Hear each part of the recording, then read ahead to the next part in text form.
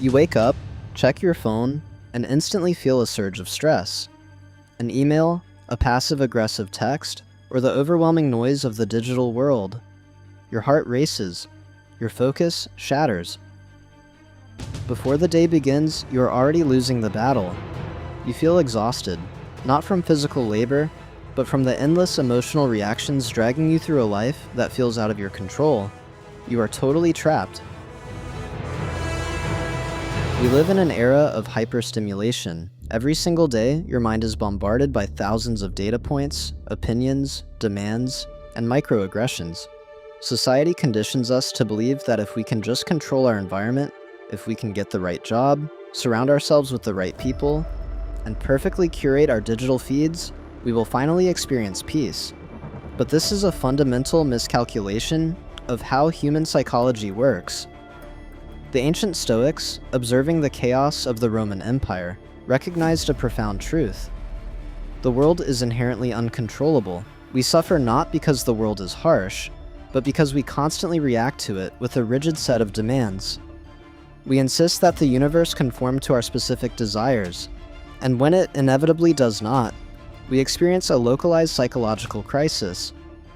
This continuous cycle of trigger and reaction is what drains your focus, spikes your anxiety, and leaves you feeling hollowed out by the end of the day. Historically, during the Hellenistic period and the rise of the Roman Empire, traditional philosophy began to lose its abstract metaphysical focus and turn towards something far more urgent. The study of abstract sciences alone did not bring happiness to mankind, so seekers began looking for a moral philosophy, an ideal way of living based on the practice of virtue. They realized that the true source of our exhaustion is our own reactionary nature. We are essentially giving away our sovereign mental energy to every passing circumstance. When someone insults you and you become angry, you have just handed them the remote control to your emotional state. When a project fails and you spiral into despair, you have allowed an external event to dictate your internal reality. The Stoics recognized that to live a good life, one must build an internal fortress that remains entirely indifferent to the chaotic weather of the outside world. To cure this modern anxiety, we must look at ethics not as a set of restrictive rules, but as an applied science. In the Roman era, ethics and the art of living emerged to expand the pathways of human development beyond mere politics and religion. Ethics is the practical toolkit for surviving your own mind. As we often explore a new Acropolis, the real battle is never truly external. It is an internal recalibration. The Stoics sought a state of mind called Ataraxia, which is a profound, indestructible peace. But this peace is not achieved by running away to a mountaintop or hiding from your responsibilities. Rather, Ataraxia is interpreted not as an unproductive quietness, but as the active peace that comes from virtue and internal harmony. It is the result of replacing destructive emotional passions with intelligent, active contemplation. When you learn the art of living, you stop viewing your daily frustrations as enemies. Instead, they become the exact weights you use in the psychological gym. The difficult coworker, the unexpected financial burden, the sudden change in plans, these are not interruptions to your life. They are your life. They are the material with which you practice the art of maintaining your center. A skilled sailor does not curse the changing winds. They adjust their sails. Similarly, the philosophical mind does not curse the unpredictability of modern life. It uses that unpredictability to forge an unbreakable inner resilience. You learn to observe your initial impulse to react. You pause, and in that space between stimulus and response, you choose your own psychological weather. If we want to understand why we react so violently to external changes, we must examine the mechanics of attachment. This concept bridges the Stoic pursuit of peace with the profound psychological insights of the East. In Buddhist philosophy, the core of the teaching is the elimination and overcoming of pain. Why do crises and changes hurt us so deeply? We dedicate all our energies to a world in constant transformation where nothing lasts, and we mistake the illusion of possessing and conserving things for reality. We try to freeze time. We want our relationships to remain in the honeymoon phase forever. We want our youth, our status, and our comfort to remain static.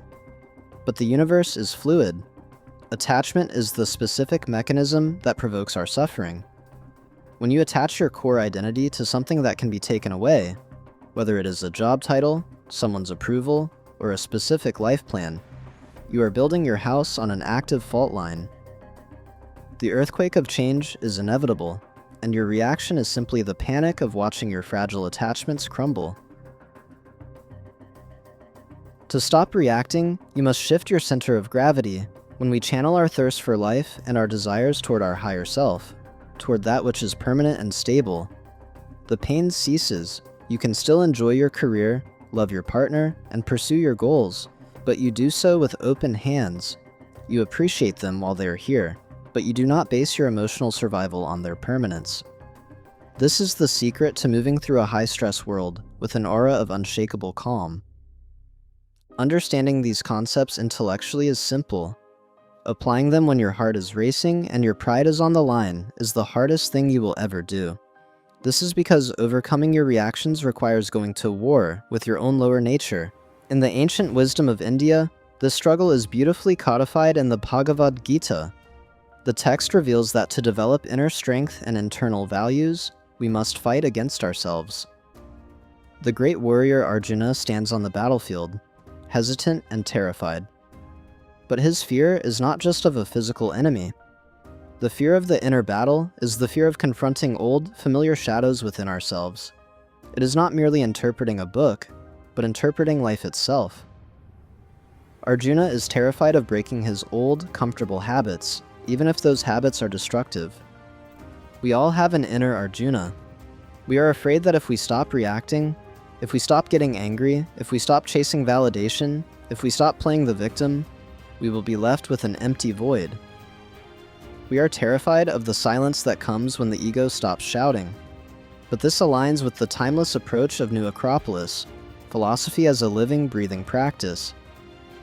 The small defeats you experience on a Tuesday afternoon when you lose your temper do not mean the war is lost.